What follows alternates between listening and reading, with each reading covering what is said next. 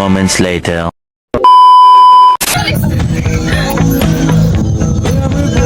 Halo, pemateri list.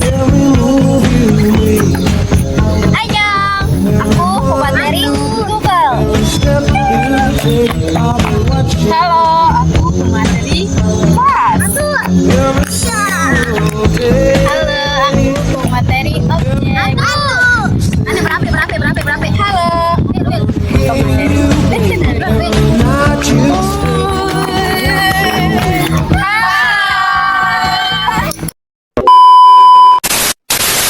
Guys, perkenalkan nama saya Nina Epiana dari Prodi Rekayasa Sistem Komputer dengan NIM 25002. Di sini saya sebagai pemateri list. Assalamualaikum warahmatullahi wabarakatuh. Di sini saya akan menyampaikan materi tentang list.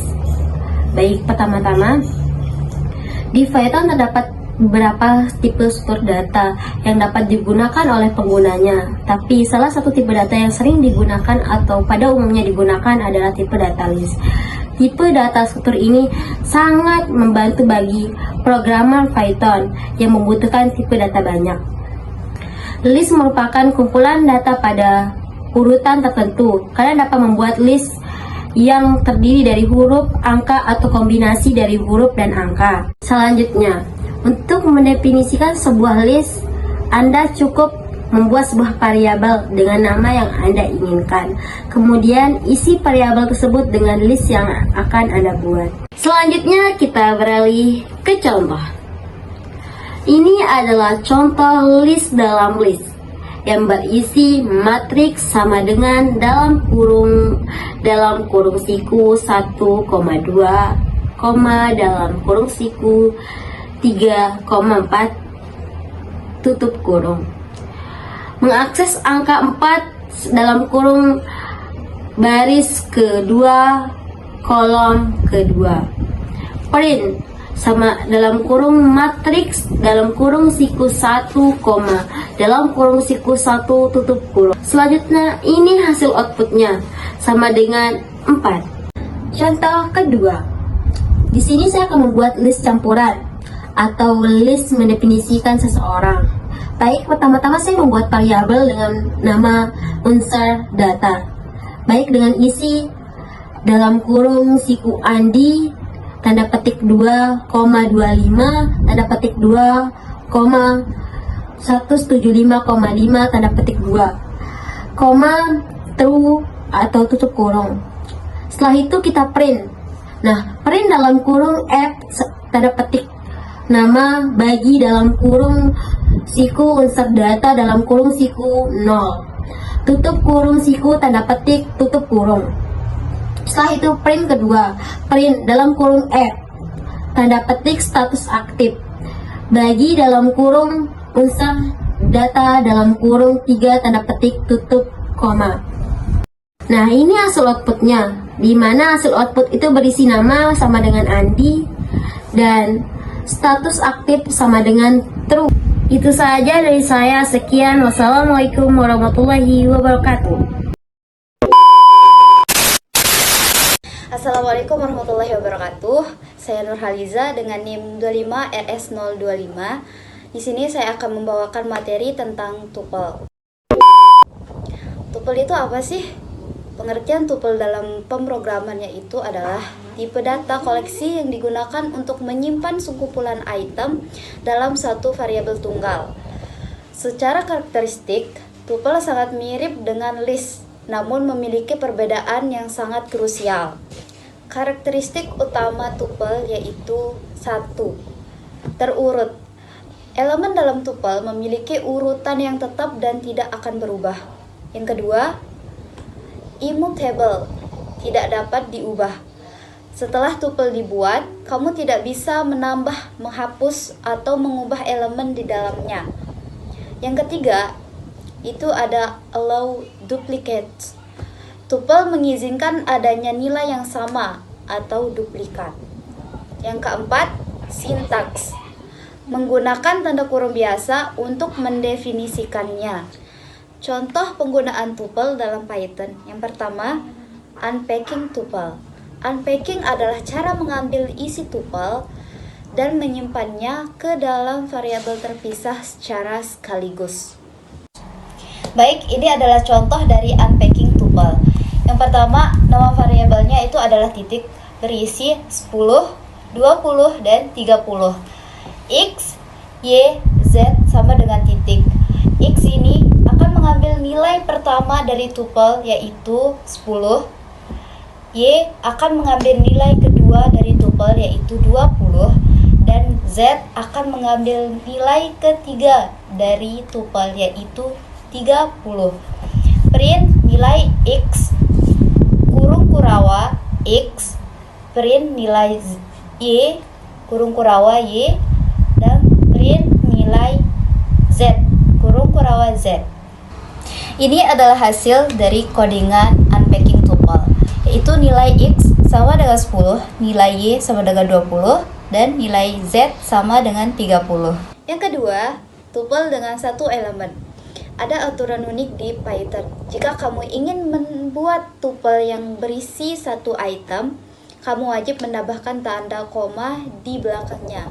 Jika tidak, Python akan menganggapnya sebagai tipe data biasa seperti string atau integer. Ini adalah contoh tuple dengan satu elemen. Yang pertama, nama variabelnya itu bukan underscore tuple sama dengan apel. Ini dianggap string. Kenapa? Karena dia tidak memiliki koma setelah tanda petik. Ini underscore tuple sama dengan apel, koma. Ini adalah tuple tunggal karena dia memiliki koma setelah tanda petik. Print tipe bukan underscore tuple, outputnya nanti itu akan seperti ini, class str atau string. Print tipe ini underscore tuple, outputnya itu akan seperti ini, class tuple. Yang ketiga, fungsi bantuan.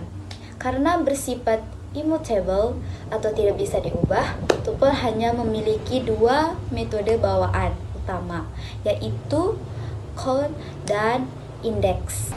Ini adalah contoh fungsi bantuan. Variabel angka sama dengan 1, 3, 7, 8, 7, 5, 4, 6, 8, 5, 8. Jumlah underscore 8 sama dengan angka dot count dalam kurung 8. Print float angka 8 muncul sebanyak jumlah underscore 8 kali. Posisi underscore 7 sama dengan angka dot index 7. Print float angka 7 pertama kali ditemukan di indeks dalam kurung kurawa posisi underscore 7. Ini adalah output dari fungsi bantuan. Angka 8 muncul sebanyak 3 kali. Angka 7 pertama kali ditemukan di indeks kedua. Yang keempat, menggabungkan dan melipat gandakan tuple. Meskipun tidak bisa diubah isinya, kamu bisa menggabungkan dua tuple menjadi satu tuple baru. Ini adalah contoh menggabungkan dan melipat gandakan tuple. Tuple pertama atau variabel pertama itu berisi A, B, dan C. Tuple kedua atau variabel kedua itu berisi 1, 2, dan 3. Menggabungkan atau join. Tuple underscore gabung sama dengan tuple 1 plus tuple 2. Print tuple underscore gabung. Melipat gandakan atau multiply. Multiply pada tuple bukan berarti mengalihkan angka di dalamnya, melainkan melipat gandakan jumlah elemennya. Tuple underscore kali sama dengan tuple kali 2. Print tuple underscore kali. Ini adalah outputnya. Output pertama A, B, C 1, 2, dan 3. Output yang kedua A, B, C, A, B, C. Sekian untuk penjelasan materi tentang tuple kali ini. Semoga bermanfaat. Wassalamualaikum warahmatullahi wabarakatuh.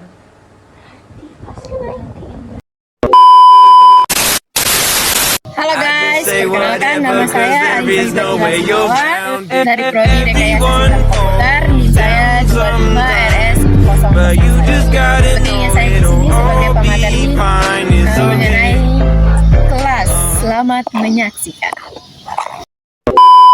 Studi konsep pemrograman berorientasi objek, abstrak pemrograman berorientasi objek, objek orientasi programming atau OOP merupakan paradigma pemrograman yang berfokus pada penggunaan objek sebagai presentasi dari data yang perilaku. Salah satu elemen utama dalam OOP adalah kelas. Python sebagai bahasa pemrograman tingkat tinggi menyediakan dukungan penuh terhadap konsep kelas dengan sintaks yang sederhana dan fleksibel. Penulisan jurnal ini bertujuan untuk menjelaskan konsep kelas, struktur dasar kelas, dan Python, serta contoh implementasi dalam pengembangan program. Perkembangan perangkat lunak modern menuntut kode pemrograman yang terstruktur, mudah dipelihara, dapat dikembangkan. Paradigma pemrograman berorientasi objek hadir sebagai solusi dengan memanfaatkan konsep objek dan kelas. Python menjadi salah satu bahasa pemrograman yang populer dalam dunia akademik dan industri karena kemudahan sintaks serta dukungan terhadap paradigma. Oleh karena itu, pemahaman mengenai kelas dalam Python menjadi hal yang penting bagi mahasiswa di bidang teknologi informasi. Pengertian kelas. Kelas adalah cetak biru blueprint yang digunakan untuk membuat objek. Di dalam kelas didefinisikan atribut yang metode yang akan dimiliki oleh objek tersebut. Objek merupakan hasil instansiasi dari sebuah kelas. Metodologi. Metodologi adalah metode yang digunakan dalam penulisan jurnal ini adalah metode studi literatur dan implementasi langsung menggunakan bahasa pemrograman Python. Contoh kode dibuat untuk memperjelas konsep kelas dan objek. Struktur umum kelas dalam Python ditunjukkan sebagai berikut. Python. Kelas nama kelas, def in sel parameter.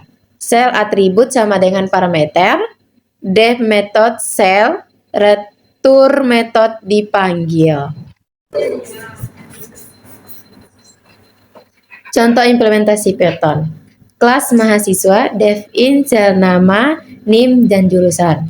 Sel nama sama dengan nama, sel NIM sama dengan NIM, sel jurusan sama dengan jurusan. Def tampilkan data sel print nama, sel nama, print NIM, print jurusan, sel jurusan. Instansi objek. Mahasiswa 1 sama dengan mahasiswa Alifahibatilah Semawa NIM 225RS001 Informatika. Mahasiswa 1 tampilkan data. Hasil dan pembahasan. Hasil implementasi menunjukkan bahwa kelas mahasiswa mampu menyimpan dan mengelola data mahasiswa secara terstruktur. Penggunaan konstruktor memudahkan pengisian data awal, sedangkan metode memungkinkan pemrosesan data sesuai kebutuhan. Pendekatan ini meningkatkan keterbacaan dan modularitas program. Kesimpulan, kelas merupakan komponen fundamental dalam pemrograman berorientasi objek pada Python. Dengan menggunakan kelas, pengembangan program menjadi lebih struktur, efisien, dan mudah dikembangkan. Pemahaman konsep kelas sangat penting bagi mahasiswa sebagai dasar dalam membangun aplikasi berbasis OOP. Assalamualaikum warahmatullahi wabarakatuh. Perkenalkan, nama saya Siti Ramdhani dari Prodi Rekayasa Sistem Komputer dengan NIM 25RS003. Di sini saya akan mempresentasikan tentang objek. Objek dalam Python adalah instansi wujud nyata dari sebuah kelas. Objek dibuat berdasarkan kelas dan digunakan untuk mempresentasikan data serta perilaku atau atribut dan metode. Dalam program berorientasi objek atau OOP, singkatnya, kelas sama dengan cetakan. Sama saja, objek sama dengan hasil cetakan. Contoh objek matematika sederhana. Objek juga bisa digunakan untuk menyimpan data, melakukan perhitungan otomatis. Contoh, kelas persegi def int dalam kurung save sisi sama dengan sisi, def hitung luas, save retno save sisi kali sisi. Nah, penerapan objeknya itu yaitu kotak sama dengan persegi panjang. Persegi panjang itu dalam kurung 5. Print F luas persegi dengan sisi 5 adalah kotak hitung luas persegi. Assalamualaikum warahmatullahi wabarakatuh. Halo guys, perkenalkan nama saya Wilda Amalia dari program studi Rekayasa Ilmu Komputer dengan NIM 25RS004. Saya sebagai pemateri Dictionary. Kita lanjut ke pembahasannya. Halo guys, baik, pada kesempatan kali ini aku ingin menyampaikan apa sih itu dictionary. Oke, dictionary dalam Python adalah tipe data bawaan yang digunakan untuk menyimpan data dalam bentuk pasangan key dan flu. Setiap key bersifat unik dan digunakan untuk mengakses flu yang terkait. Dictionary ditulis dengan tanda kurung karawal dan bersifat mutable sehingga data dapat diubah, ditambah, atau dihapus. Struktur ini sangat berguna untuk menyimpan data struktur dan memudahkan pencarian data berdasarkan kunci. Berikut ini adalah contoh program Python yang menggunakan dictionary dengan inputan dari user. Bisa kalian lihat, ini adalah contoh program yang menggunakan dictionary. Program ini digunakan untuk menyimpan dan menampilkan data mahasiswa. Tujuan dari program ini adalah menerima data mahasiswa dari pengguna, menyimpan data tersebut ke dalam dictionary, serta menampilkan kembali data mahasiswa ke layar. Oke guys, kemudian di belakang ini adalah bagian inputan dari user. Bagian ini digunakan untuk mengambil input dari user, yaitu nama, umur, dan jurusan. Nilai yang dimasukkan user akan disimpan ke dalam variabel masing-masing. Baik, kita lanjut ke pembuatan dictionary-nya. Bagian ini dibuat sebuah dictionary bernama mahasiswa. Dictionary ini memiliki key yang meliputi nama, umur, jurusan, serta dia juga memiliki flu yang terdiri dari data yang dimasukkan oleh user. Jadi seluruh data mahasiswa disimpan dalam satu dictionary. Nah, untuk bagian yang ini berfungsi untuk menampilkan data mahasiswa. Data ini diambil dari dictionary menggunakan key. Contohnya, apabila kita ingin menampilkan nama, kita menyebut mahasiswa, terus dalam kurung tanda petik nama, maka akan muncullah nama kita yang kita masukkan ke dalam dictionary tersebut. Nah, teman-teman, ini adalah hasil output dari contoh dictionary yang kita buat